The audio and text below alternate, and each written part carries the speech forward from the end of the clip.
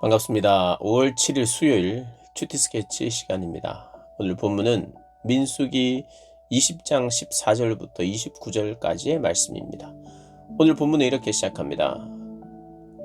모세가 가데스에서 에돔 왕에게 사신을 보내며 이르되 당신의 형제 이스라엘의 말에 우리가 당한 모든 고난을 당신도 아시거니와 우리 조상들이 애굽으로 내려갔으므로 우리가 애굽에 오래 거주하였더니 애굽인이 우리 조상들과 우리를 학대하였으므로 우리가 여호와께 부르짖었더니 우리 소리를 들으시고 천사를 보내사 우리를 애굽에서 인도하여 내셨나이다. 이제 우리가 당신의 변방 모퉁이 한 성읍 가데스에 있사오니 청하건대 우리에게 당신의 땅을 지나가게 하소서.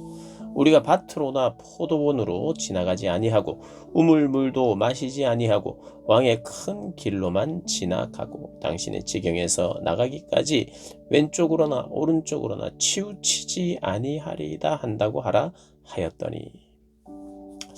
오늘 본문은 이스라엘 백성들이 광야의 여정 중에 에돔 땅, 에돔 국경 쪽을 지나서 갈 수 있도록 허락을 맡으러 사신을 보냅니다. 에돔 왕에게. 근데 에돔 왕은 그것을 허락하지 않는 본문입니다. 그리고 이제 아론의 죽음이 소개되는 본문입니다. 20장이 1절부터 29절까지의 내용인데요. 20장은 미리암의 죽음을 20장 초반에 다룹니다. 그리고 마지막에는 아론의 죽음도 다뤄요. 그리고 중간에는 모세와 아론이 무리바에서 반석에 물을 낼 때 지팡이로 2번 치는 바람에 하나님께서 너희는 나를 믿지 않았다. 그리고 너희는 내 거룩함을 나타내지 않았다. 그래서 너희는 가나안 땅에 못 들어간다 하는 그런 어떤 좀 침울한, 모세가 혈기왕성할 때 애굽에서 실수를 하기는 했으나 모세가 이 광야의 여정에서 특별히 실수한 것이 없고 오히려 백성들의 뒤치다꺼리를 하고 백성들의 불평을 잠재우고 하나님께 늘 중보를 했죠. 그런데 하나님이 모세의 잘못을 지적하시는 장이 20장이에요. 그리고 미리암도 죽고 아론도 죽고, 물론 미리암과 아론이 지금 한 장에 나오기 때문에 20장에 나오기 때문에 굉장히 짧은 시간, 가까운 시간에 그 두 사람이 죽었구나 이렇게 생각할 수 있는데 그렇게 가까운 시간은 아닙니다. 미리암은 약간의 초반에 가까울 수 있고, 물론 이제 학자들마다 조금 견해가 다르고 우리가 이것을 정확하게 알기는 힘들긴 합니다만은 그 두 사건이 완전히 가까이 붙어 있는 건 아니다. 근데 어쨌든 미리암의 죽음도 아론의 죽음도 그리고 모세의 한계도 보이는 장이 20장이에요. 그리고 이 20장은 그래서 한 세대가 출애굽 1세대가 이제 2세대로 넘어가는 지도자의 계승이 이렇게 나타나는, 그리고 한때 지도자 역할을 담당했던 미리암, 모세, 아론이 서서히 지도자 계승, 지도자의 자리를 물려주는 그러한 장으로도 우리가 볼 수 있습니다. 성경이 의도적으로 한 장에다가 아론의 죽음과 미리암의 죽음을 같이 다루고 있는 것은 그런 의도가 있는 거죠. 모세의 어떤 면에서는 탈락도 이야기를 합니다. 모세와 아론의 가나안 입성의 탈락, 그것도 이야기하면서 이제 2세대가 가나안 땅에 가게 되고 그 2세대의 준비를 하는 전환점으로도 볼 수 있어요. 근데 오늘 본문을 보면 한 가지 침울한 것 중에 더 침울한 게 있는데 그건 뭐냐면 에돔 땅으로 가면 좋은데, 그게 더 가깝고 좋은 길이겠죠. 가면 좋은데 협조하지 않아요. 그러니까 비협조적이라 이 말이에요. 20장 전체가 뭔가는 조금 침울하고 힘이 빠지는, 고개가 숙여지는 그런 내용이기도 합니다. 그런데 오늘 이 본문을 볼 때에 한 부분은 조금 긍정적인 요소가 있어요. 뭐냐 하면 에돔 땅을 거쳐서 지나가려고 할 때 그들이 허락을 하지 않자 그들과 다투지 않는 거예요. 신명기 2장에 보면 하나님께서 그들과 다투지 말라고 이야기를 했어요. 왜냐하면 형제의 나라이기도 하고, 그리고 그 땅은 에돔 땅은 너희의 분깃이 아니라는 거예요. 그래서 그들과 다투어서 그 땅을 차지하거나 그들과 전쟁하지 말라는 거예요. 내가 너희에게 준 땅은 거긴 아니다라는 거예요. 그래서 싸울 가능성이 있는 이스라엘도 이제 광야를 돌면서 전쟁의 경험도 조금 생기고, 물론 이들이 굉장히 군사 훈련을 받거나 이런 군대는 아니죠.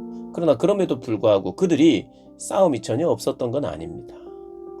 그리고 짧은 길이 있고 좋은 길이 있는데 우리가 또 아무것도 안 하겠다는데 그 이야기를 안 들어주는 것에 대해서, 그리고 심지어는 군대까지 보내는 것에 대해서 이스라엘 백성들이나 모세나 그들이 발끈할 수도 있어요.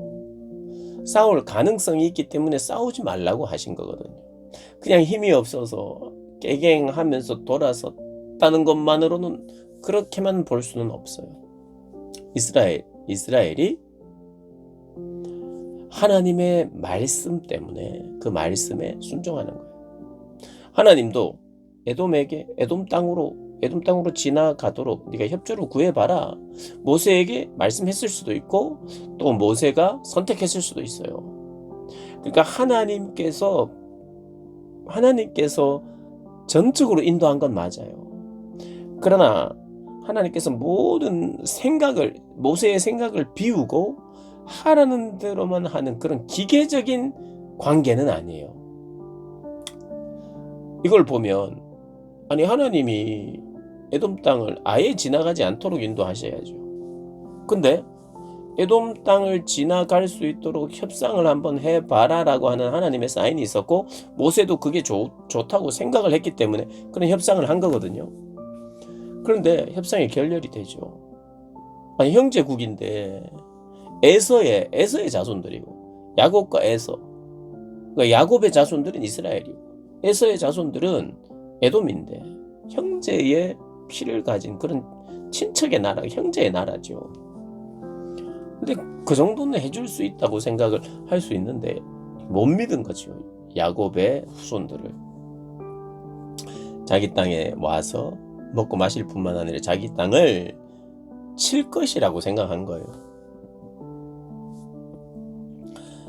그런데 모세는 그들과 협상을 벌려보고 또 하나님도 그것을 좀 허락하셨고, 그래서 했더니 그들이 반대를 한 거죠.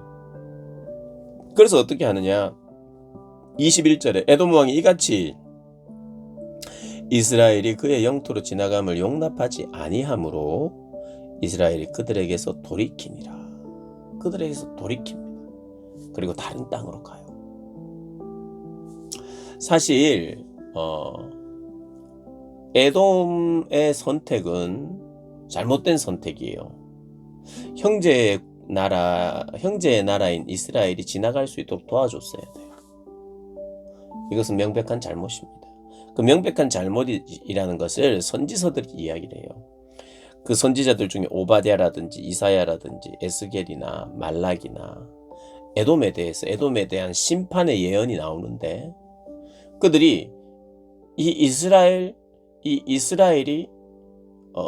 지나갈 때 그들을 받아주지 아니하고 그들이 지나갈 수 있도록 허락하지 않은 것 때문에 하나님이 심판을 하십니다.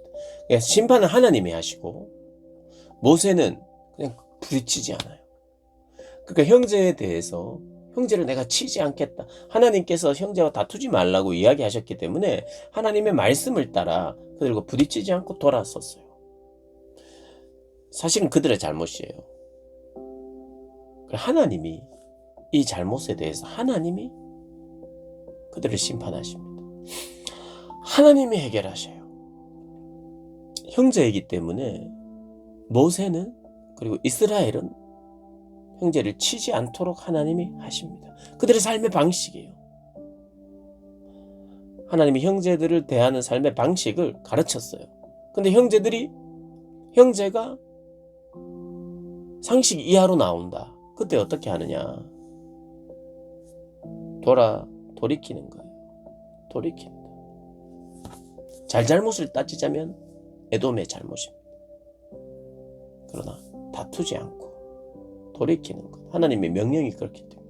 하나님이 그렇게 명령하시는 너희들의 몫이 아니니까 그것을 치지 마라. 그래서 그냥 지나가겠다는 거예요. 그런데 다툴 수 있는 상황이 생겨서 그 다툼을 피하는 거예요. 하나님의 명령에 순종하는 거예요. 20장에 많이 침울한 분위기지만, 그리고 어떻게 보면 그 침울함에 하나 더 침울함을 더하는 것이 에돔이 허락하지 않아서 더 먼 길을 돌아가야 된다는 침울함이 더 무겁게 20장을 드리웠다고 생각할 수도 있으나, 형제와 다투지 않기 위하여 하나님의 명령을 기억하고 그것을 돌이키는 것이 이 이스라엘 백성들이 광야를 돌면서 그들에게 생긴, 모세에게 생긴 성품의 변화가 아닌가. 그들의 방식이 아니라 하나님의 방식대로 내가 하겠습니다.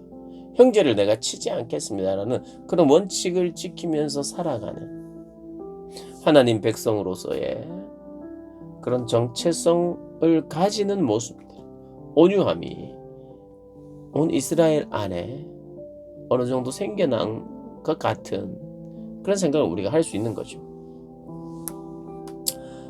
1세대를 대표하는 지도자들이 죽고 모세도 한계를 보이지만, 그러나 그 안에서 하나님은 하나님의 일을 행하셨고 하나님이 그들과 함께 한 것 때문에 그들에게 어느 정도 변화도 있는, 불순종과 원망도 있지만 또 한편으로는 그들에게 성장과 변화가 있는 그런 공동체로 굴러가고 있었다는 것을 또 20장에서 어느 정도 우리가 발견할 수 있습니다.